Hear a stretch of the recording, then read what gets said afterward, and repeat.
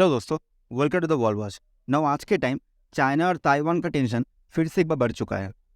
Actually हुआ क्या दोस्तों, ताइवान का प्रेसिडेंट टीसाई इंगवेन यूएस का house of representative Kevin McCarthy के साथ वेडनेसडे को मिलने गए थे।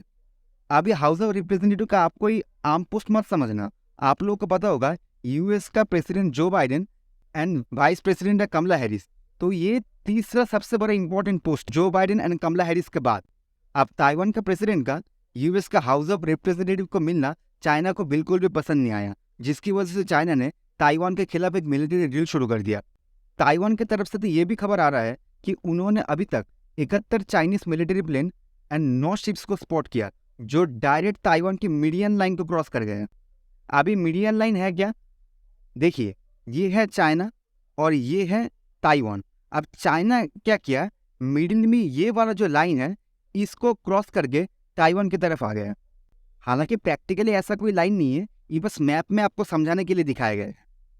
अब चाइना एग्जैक्टली ताइवान के सामने क्या कर रहा है इसको समझने के लिए मैं आपके सामने एक वीडियो क्लिप चलाऊंगा, जिससे आपको समझने में आसानी होगा।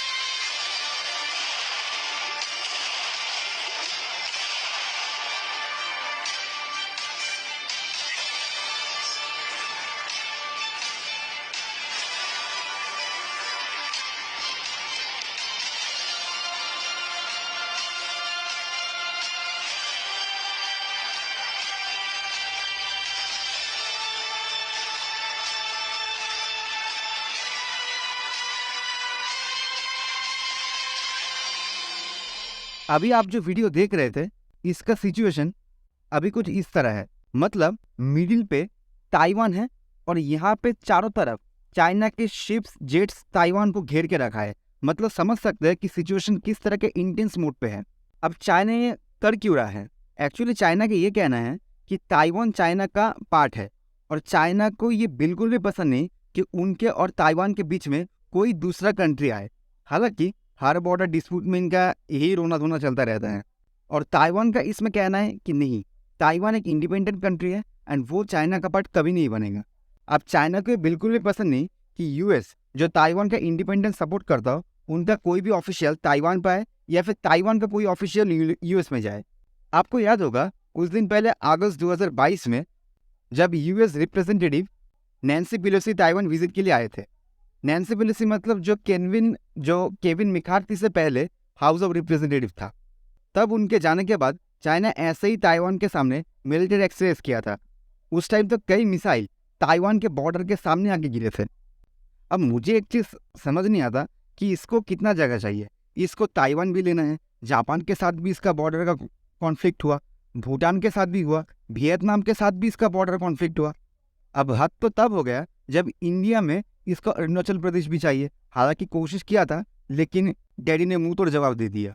आगे भी देख अगर ऐसा कोई हरकत दोबारा करेगा तो। खुद का लैंड कम है जो दूसरों के लैंड पर नजर डालते रहता है, लेकिन नहीं, हमको और चाहिए। पहले से ही रशिया यूक्रेन वॉर ने विश्व की इकोनॉमी कई साल पीछे ढकेल दिया। ऊपर से अभी ये फिर से जल पे नमक छिड़कने का काम कर रहा है। और ये चाइना और ताइवान का कॉन्फ्लिक्ट आज से नहीं चल रहा है, ये पिछले 70 साल से चल रहा है। ताइवान को भी ये बात पता है कि आज नहीं तो कल चाइना की तरफ से रिटेलिएशन जरूर आएगा। इसीलिए ताइवान ने अपना डिफेंस बजट जो 2019 में 11 बिलियन था वो 2022 में 20 बिलियन कर दिया। मतलब 4 साल में ऑलमोस्ट डबल कर दिया। तो क्या ये बजट सफिशिएंट है? क्या वो इससे चाइना को काउंटर कर पाएंगे? तो इसका आंसर है नहीं, क्योंकि चाइना का जो डिफेंस बजट है वो ऑलरेडी 225 बिलियन डॉलर है। I mean it's insane, it's massive. कहाँ 20 बिलियन, कहाँ 225 बिलियन, मतलब 10 गुना से भी ज़्यादा। नॉट ओनली दैट, चाइना के पास इस टाइम 20 लाख से ज़्यादा आर्मी है एंड ताइवान के पास है मात्र 1,70,000। मतलब हर एक एंगल में चाइना ताइवान से आगे है। और आगे हो भी क्यों ना, आई मीन आप लिटरली दोनों देश का साइज देख सकते हैं।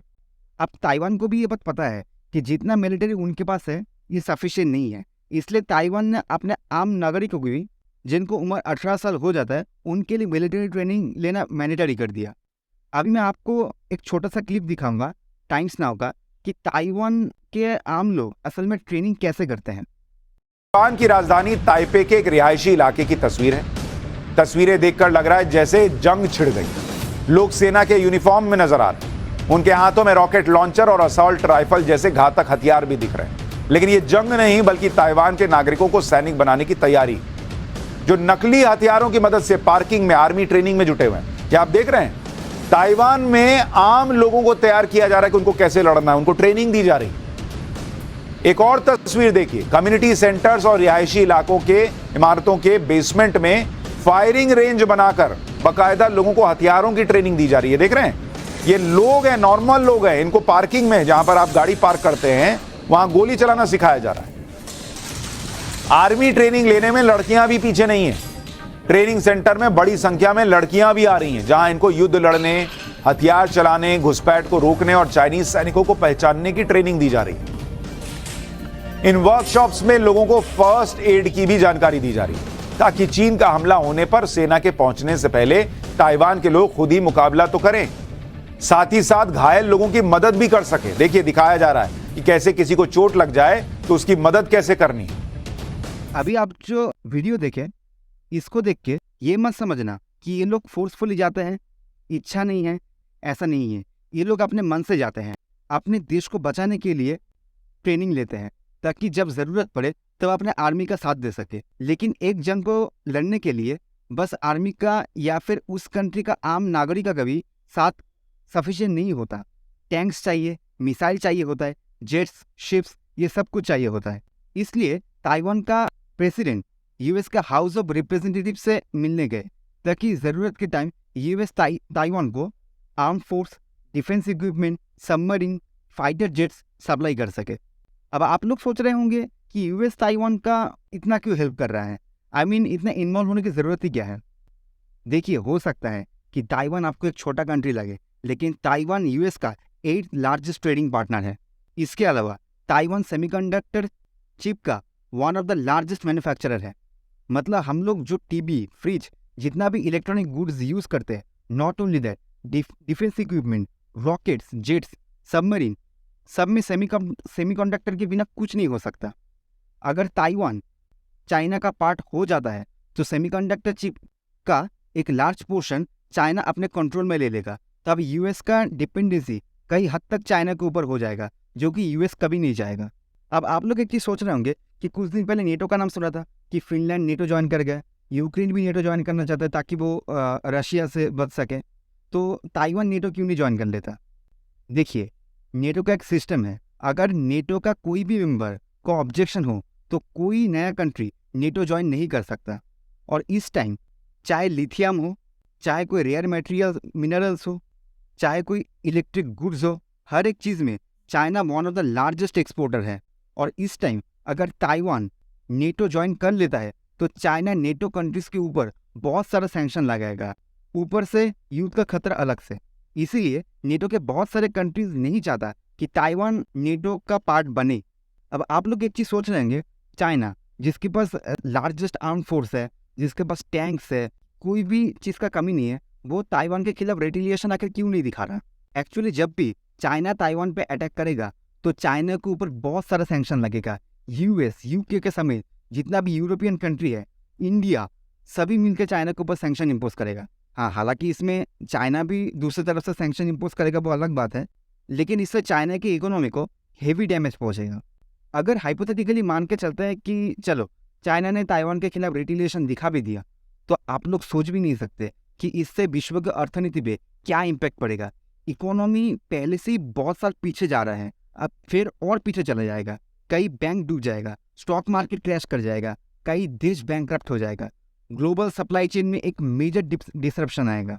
इसके अलावा अगर चाइना ताइवान के खिलाफ रेटिलिएशन कर देता है तो उसको बचाने के लिए यूएस भी कूदेगा, यूएस के साथ बाकी और कंट्री इसमें इन्वॉल्व होगा। मतलब आप लोग समझ सकते हैं कि किस टाइप के सिचुएशन होने वाला है। आप लोग ये मत समझना कि यूएस के लिए ये चीज़ बहुत आसान होने वाला है। मैं ये बात इसलिए नहीं कह रहा हूँ कि चाइना बहुत ही स्ट्रांग कंट्री है तो यूएस इससे कैसे फाइट करेगा, नहीं, बल्कि यूएस के अपने खुद के कंट्री की वजह से, क्योंकि वहाँ का लोग ये खुद नहीं चाहते कि यूएस यूक्रेन और ताइवान के पीछे बिलियंस ऑफ डॉलर खर्चा करे। इनको देखिए, इनका नाम है गैरलॉर्ड निक्सन, जो यूएस का एक पॉलिटिकल एनालिस्ट है। इनका ट्वीट है कि जब यूएस में खुद में पॉवर्टी लेवल इतना बढ़ रहा है, तब यूएस ताइवान और यूक्रेन में क्यों बिलियंस ऑफ डॉलर का आर्म प्रोवाइड कर रहा है। और मैं आपको बता दूं, इन फ्यूचर आप देखोगे ना ओनली ये, यूएस का बहुत सारा आम लोग गवर्नमेंट से सवाल करेंगे कि आखिर आप टैक्स पेयर का पैसा से बिलियंस ऑफ डॉलर बाहर के एक ऐसे युद्ध में क्यों खर्चा कर रहे हो जो कि हम लोगों का है ही नहीं। एंड ये यूएस के लिए बिल्कुल भी आसान नहीं होने वाला। आई होप नियर फ्यूचर ऐसा कुछ रिटेलिएशन ना हो। खैर देखते हैं आगे चाइना क्या करता है। तो यही पूरा अपडेट था दोस्तों। आई होप आप लोगों को ये वीडियो पसंद आया होगा। अगर आपकी वीडियो पसंद आए तो एक लाइक शेयर सब्सक्राइब जरूर कीजिएगा। ओके गाइस, नेक्स्ट वीडियो तक good bye, see you soon.